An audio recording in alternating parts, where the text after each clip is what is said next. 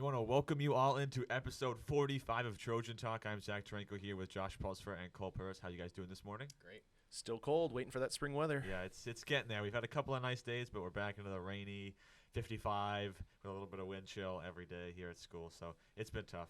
But we're back on Trojan Talk after a couple of weeks off, episode 45. Looking to get to 50 by the end of the year. Hopefully we'll get there. I think so. Good battle. Yeah. But we'll start off by talking about some TA sports, and we'll start with boys lacrosse. A tough start to this season for them. They're 1-3, lost to Cape Elizabeth yesterday, 7-4. A tough set of opponents to start the season. They played Falmouth, they played South Portland, they played Cape, and they only have one win so far.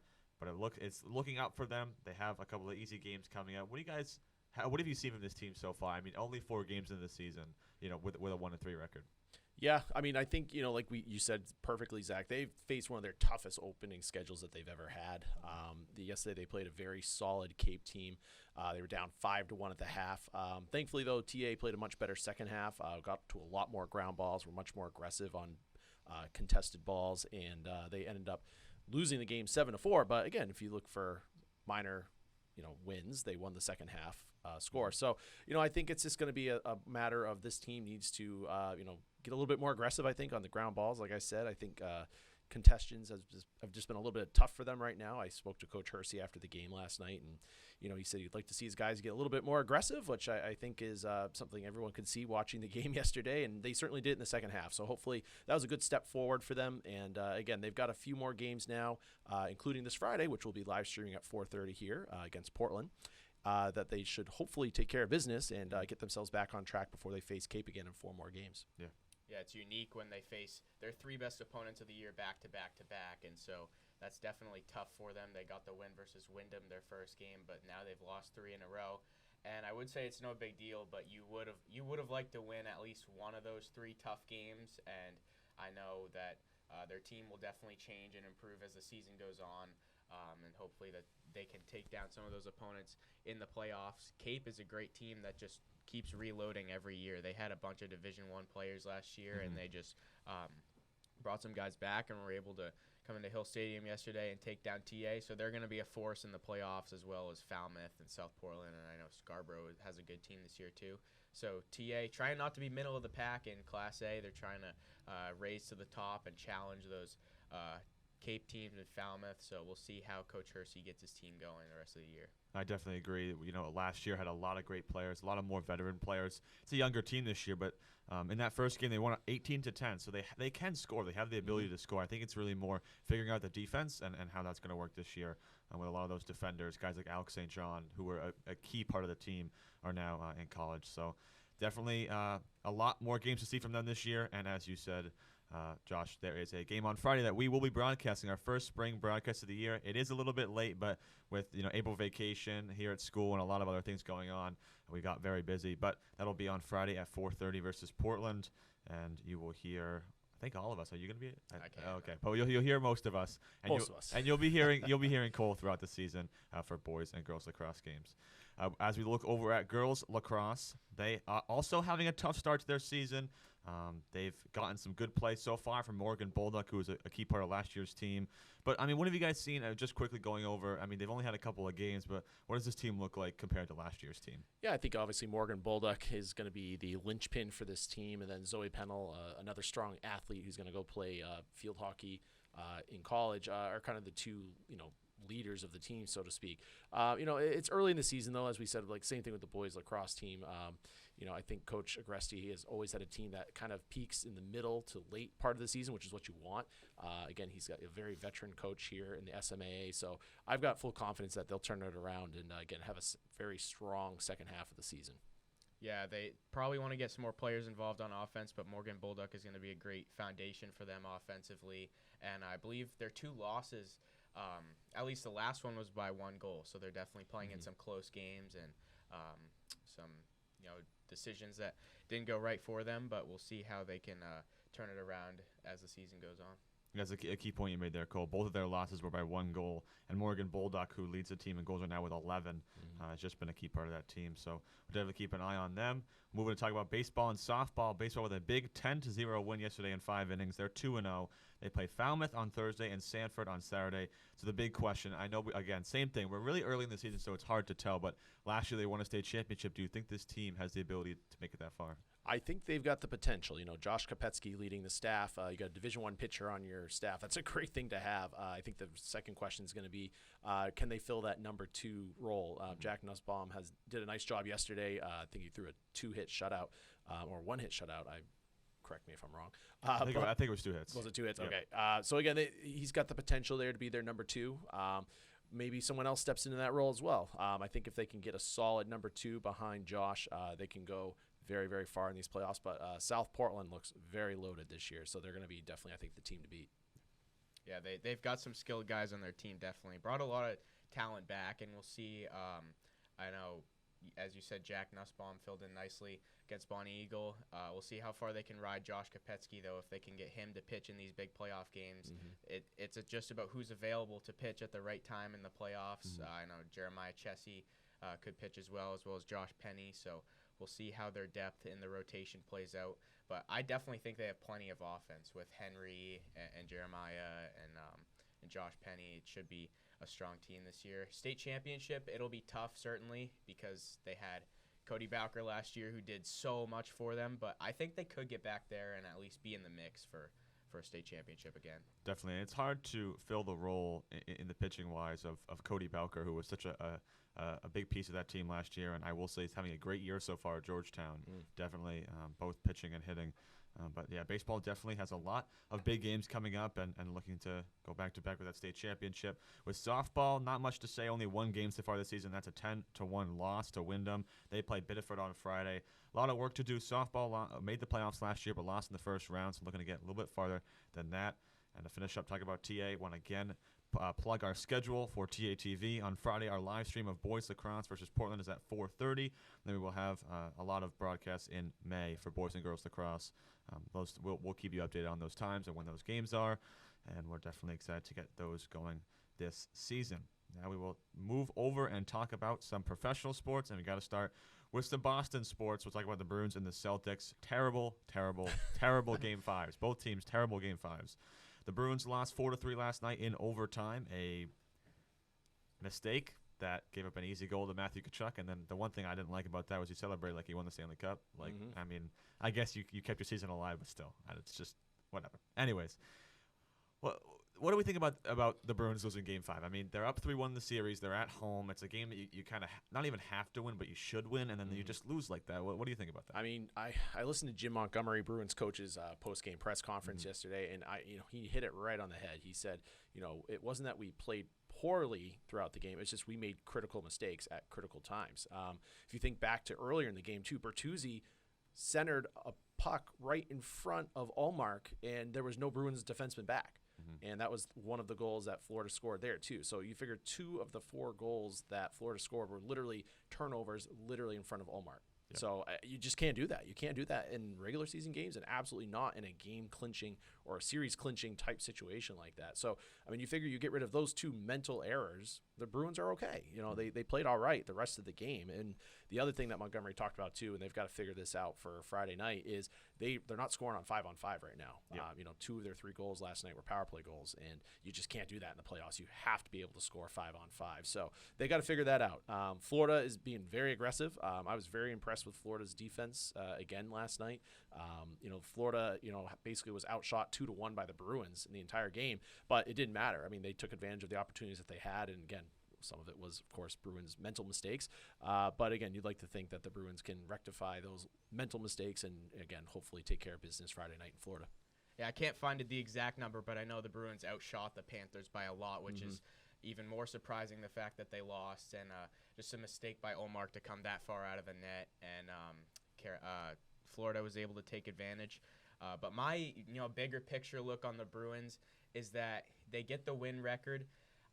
I thought they were going to cruise the first 2 rounds, which I still think they'll clean it up in Game 6 and then probably take care of who's it going to be, Toronto in the next round. Most likely, yeah. Yeah, if they can hold on. So I think they'll kind of cruise through the first 2 rounds. My prediction for the Bruins is that they lose in Game 7 of the Eastern Conference Finals. I think they just get burnt out and they're not able to get over the hump and get to the Stanley Cup Finals. Okay. I am worried about that. I put that in our notes for today's show. Was like, will this come back to haunt them this regular season? I mean, they played so hard for 82 games to try to get that, and then they got it.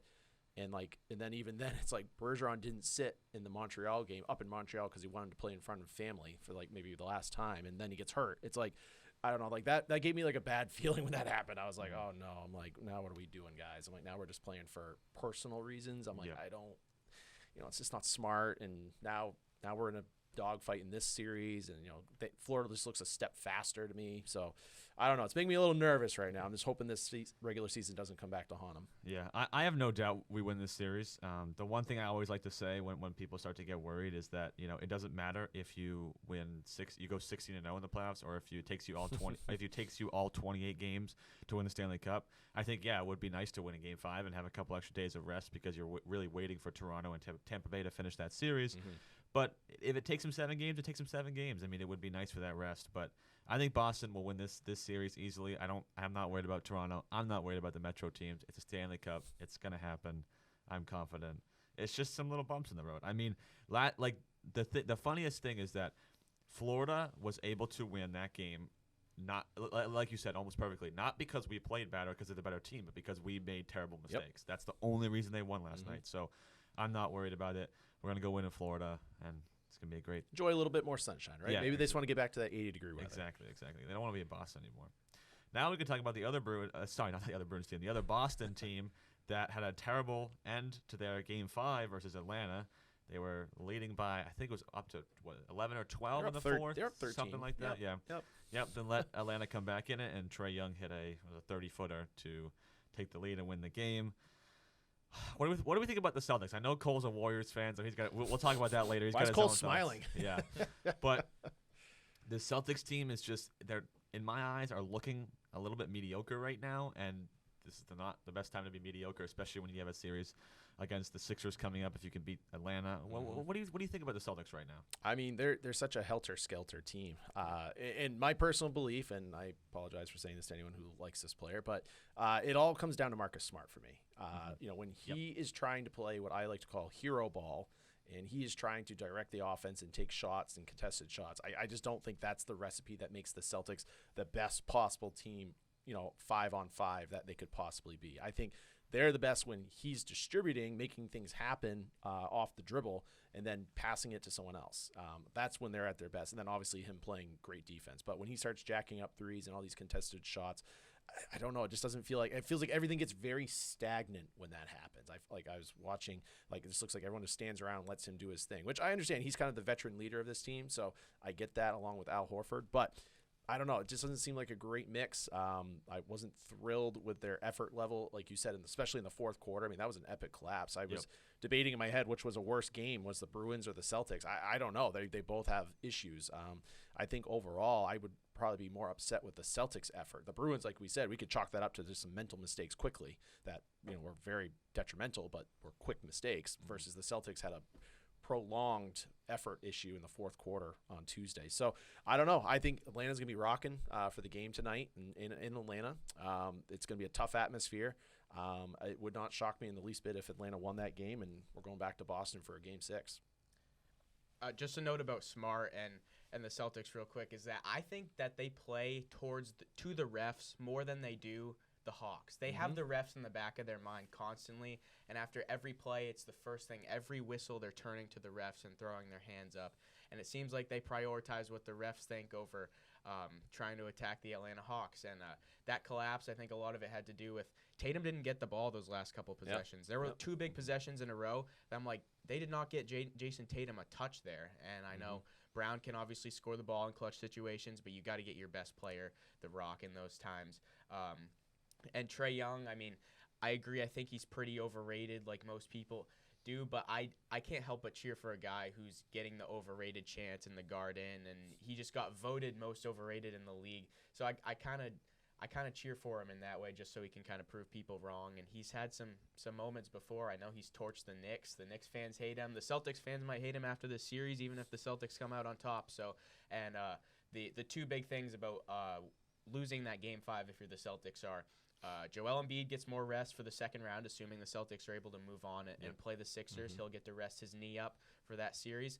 And then the Hawks get DeJounte Murray back, who was suspended for Game 5. And he, I think I saw the 4 games he played, he led them in scoring 3 out of those 4 games. So he's an effective player for Atlanta, and they'll get him back for this Game 6. And goes to Game 6, you never know what could happen. Hawks who pull out a big win, you're going back to Boston for a Game 7 in the first round, which was just supposed to be a quick tune-up series for the Celtics. They had more important things ahead, but couldn't take care of business against the Hawks. So we'll see if they can clean it up in Game 6. Yeah, that's a great point. I just want to point this out. So back when in the regular season, when Grant Williams yelled and put his hands on a referee, he got suspended for 1 game, and Celtics fans, were furious with that. And then Murray does the exact same thing, gets suspended for 1 game, and all the Celtics fans are like, yeah, he deserves that. So it's just funny that the Celtics fans will. Well, not all Celtic fans. Okay, I would say you put your hands on a ref in any sport. It's automatic. Yeah. It shouldn't even be a debate. I don't care what team you're on. But yeah, tough to lose without DeJounte Murray. And I gotta say, like you said, Cole, I mean,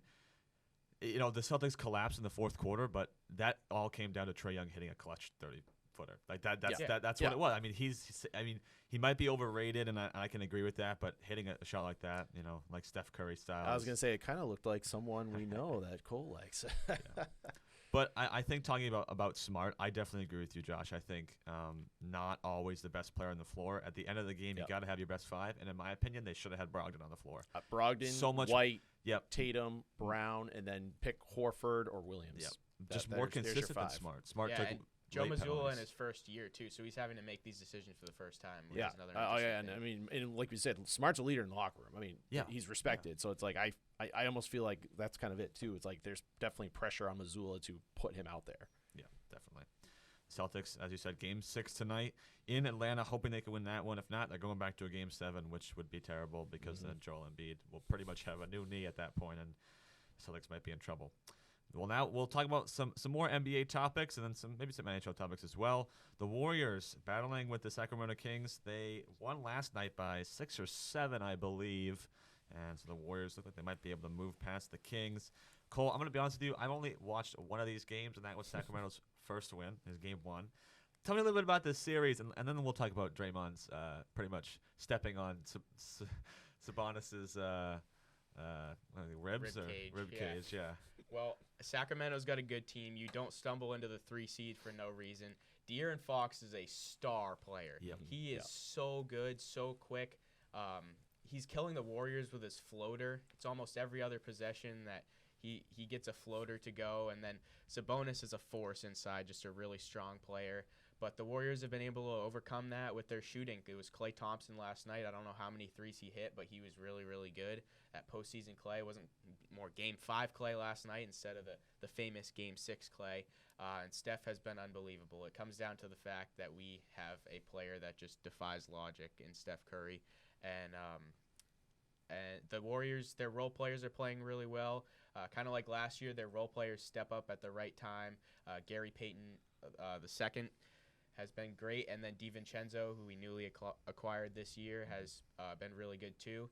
And then one guy that just doesn't get talked about enough is Andrew Wiggins. He's just a quiet shot maker that can knock it down at the right time, and just a good collection of players that Steve Kerr has. And he's going against Mike Brown, who was an assistant coach for the Warriors last year, so he knows a lot about how they play, and the Kings were able to come out on top their first 2 home games. Warriors battled back and finally got that win on the road that they needed. They've been awful on the road this year, and they were finally able to go into Sacramento in their hostile environment, get a nice gritty win, and then go back to the Bay to try and close it out. I'm optimistic, but it's obviously not over yet. Sacramento have the clutch player of the year in De'Aaron Fox, and so he can do a lot, and I don't want to send it back to Sacramento for Game 7.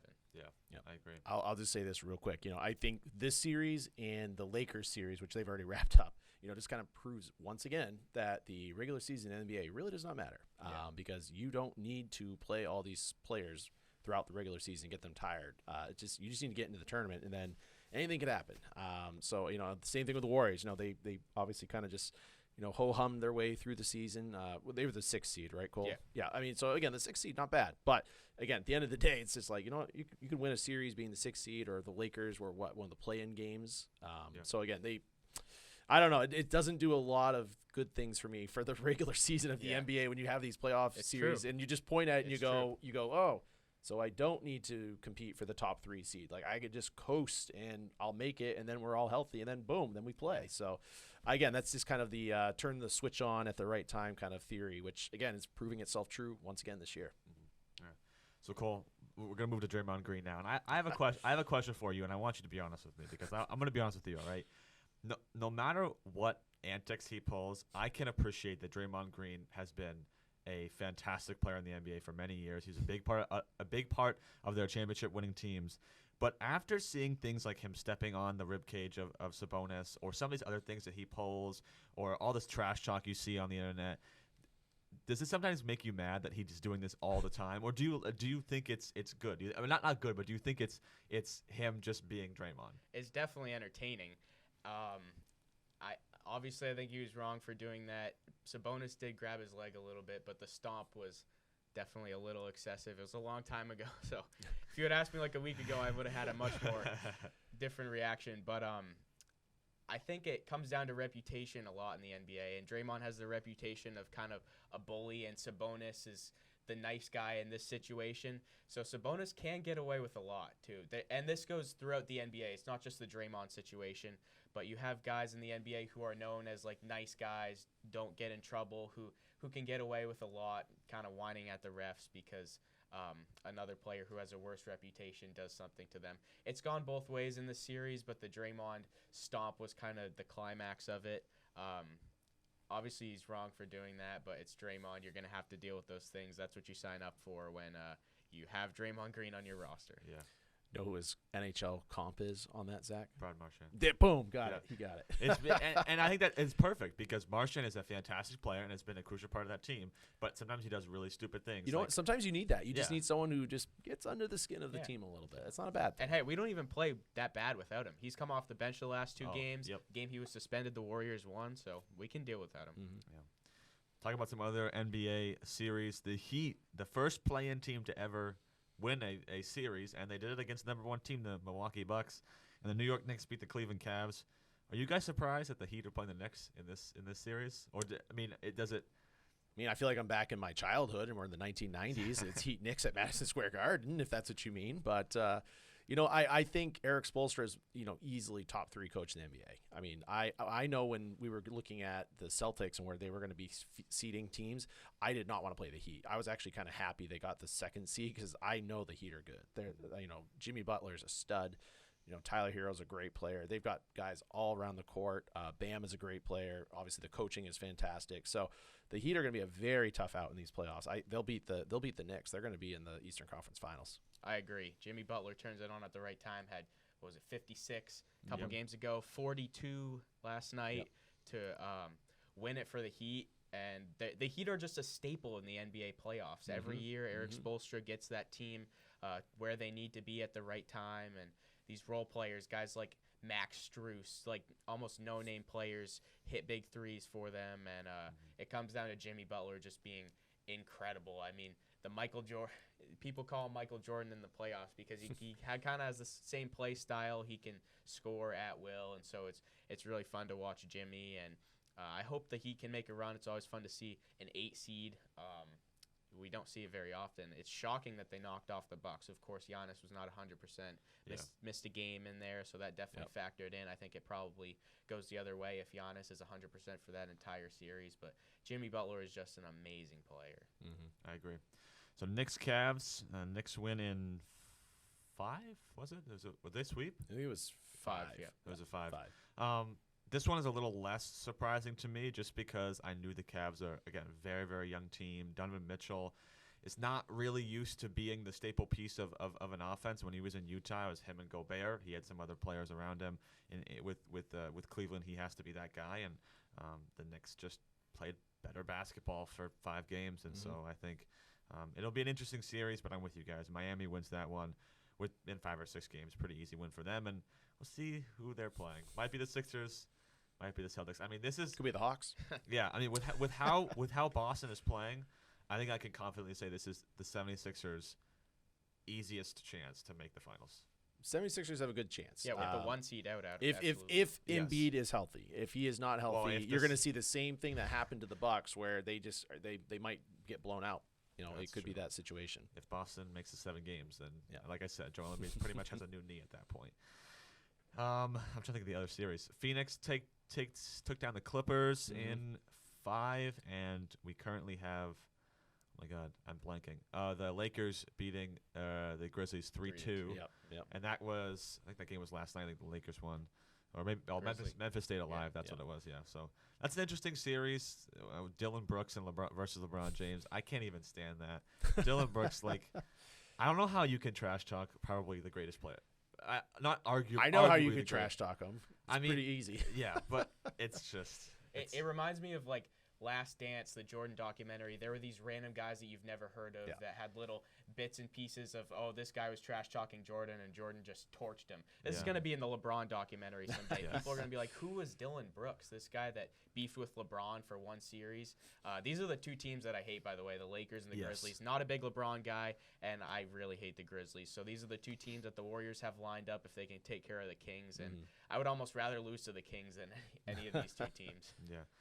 I watched, I don't remember which game it was, but I think it was the game after Brooks made the comments about him being like a old bear or something, and that he was, and every time LeBron hit a 3, the camera would pan to Brooks sitting on the bench with a sad face on. It's like they did it on purpose. They kept putting it back to Brooks, and he had a bad game. The game after he trash talked him, he had a terrible game. So lots of interesting series.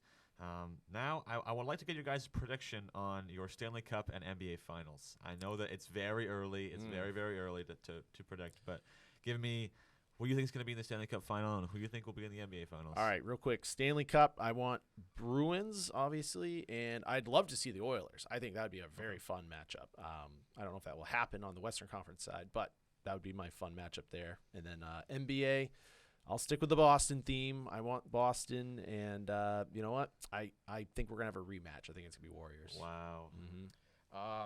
Okay, for the NHL, trust me, I really want the Bruins to win, but like I said, I think that they lose in the Eastern Conference Finals to, I apologize for not knowing this, but they could play the Rangers in the Eastern Conference Finals, correct? Yes, the Rangers and Devils are currently tied up at 2. Okay, my prediction is the Rangers come out of the East and the Avalanche for a second straight year. Wow. So Rangers, Avs in the Stanley Cup Finals. And then the NBA Finals. Oh, man. I'll take the Warriors because I don't trust Memphis. I don't know if the 7-seeded Lakers can get there, and I don't think the Nuggets will really do anything. Would the Warriors play the winner of Grizzlies Lakers? Yeah. Is that okay? In Yeah, the then second you're round. easy. They're Western, almost in the easy Western Conference. in the Final. Western Conference Final. Yeah. And then out of the East, I'm not gonna lie, I think it'll be the Celtics, but I'm gonna pick the Sixers just because I don't like the Celtics. So NHL, first of all, I gotta say, I think that Seattle is gonna do exactly what Miami did, and Seattle's gonna take down the Avalanche. They're up 3-2 in the series right now. Yep. I think it's gonna be Dallas. I think Dallas is a fantastic team. I think they're getting out their issues right now against Minnesota, and I have Boston. They're gonna do it. Dallas versus Boston, kind of a lackluster Stanley Cup. There's no real storyline to it. Dallas versus Sagan Boston. versus Boston. That's kind of fun. Yeah, I mean, some people will. I hate to be a downer about the Bruins, but it almost just feels too good to be true. Like, how can they just cruise to a championship after winning whatever it was, 64 games? I think what this series is showing you is that regular season success is not playoff success. So yes, they had a great regular season, and they're still a great team, but they're currently having to fight against other teams. They're going to have to fight against whoever they play. And Ullmark is not the Ullmark of the regular season. Clearly not the Ullmark of the regular season. And that's I mean, I don't think I wouldn't mind seeing Swayman Game 6. Yeah, they could mix him in. I wouldn't either. And then for the NBA, that's tough. There's just no great option in the West. There isn't. No, I it's think very, very a lot of parity. I think Denver finally Really? makes the finals, and then I think it's Denver versus the Celtics, and I think Denver wins their first ever. Yeah, I just think Is it first ever? might be. Let me think do that Denver's a research. Yeah. I think Denver's a regular season team. I don't think they get it done in the playoffs.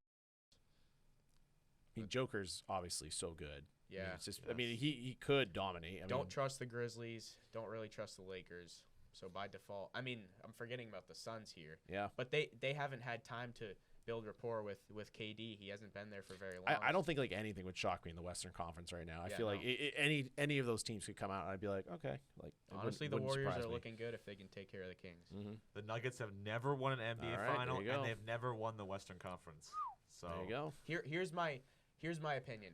Whoever wins the Warriors Kings series goes to the finals. I know that's a hot take, but I could see the Kings. Wow. The Kings are a great team. They Kings really are good. Yep. Yeah. The 2 games. I've watched 2 of the games of the series, and I'm very impressed with them. Very Yeah. impressed. I also agree. I might have been Cole said it, but I don't think the Suns are as good as they are on paper. I think watching some of those games versus the Clippers, like you're basically playing Russell Westbrook. Like no Kawhi, no Paul George, Yeah. and you're Yeah. barely beating the Clippers. Like Yeah.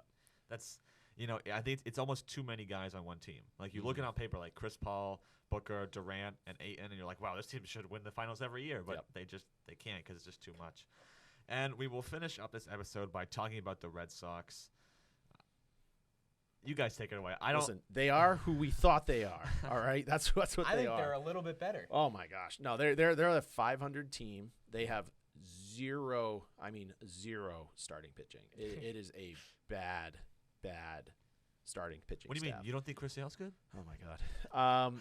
So I saw a stat in this it was yesterday, and it blew me away. It was the Red Sox have the 3rd best offense in baseball. They have the 9th best bullpen in baseball, and they have the worst starting pitching in baseball. Wow.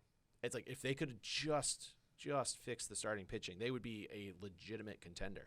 It's like and they're treading water too. They're like 500. I know they lost yesterday 6-2 to the Orioles, but the AL East is so good where They're every at the single bottom. team is over 500. Yep. There's no other division even remotely like that in baseball. So, it just stinks that they're in a little bit of a reset this year with their starting pitching, and their division is just loaded. Yeah, it's a bridge year because of that exact reason, the yeah. starting pitching. The offense is – see, the Red Sox are a fun team to watch, though. The offense is great. The pitching is always going to make things interesting with how can their defense hold on with bad starting pitching. Verdugo is legit. He had a stretch where he was legit playing like an MVP. And then you have Devers and Yoshida's getting back into the groove. He's finally breaking out a little bit, hitting some homers.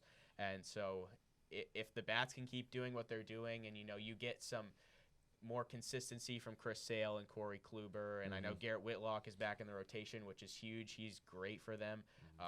Bello needs to get it together, too. They just sent him back down this week to the minors, get a few more starts. Yeah, and then they have guys like Duran who are doing well, too. Yeah. And don't forget about Adam Duvall, who's currently on IR. He is going to be the AL MVP. That's right. But my one last question for you guys: do you think that Boston would maybe not go all in, but once the trade deadline kind of comes around, do you think they'll go in on a decent starting pitcher? No. I think they've accepted the fact that this is a bridge year and they just can't compete with the rest of the league is so good right now.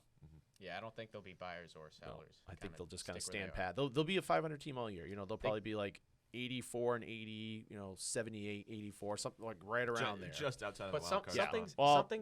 something's got to give in the AL East. Every team is, I believe, 500 or better.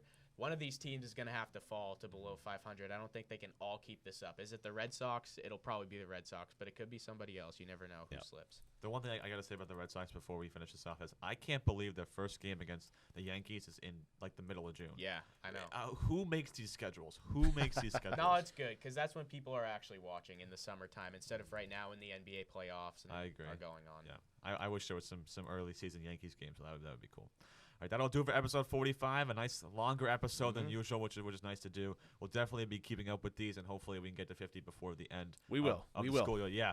Before I get out of here, we got to hit 50, and 50 will be a special episode where we just trash on the Warriors the whole episode.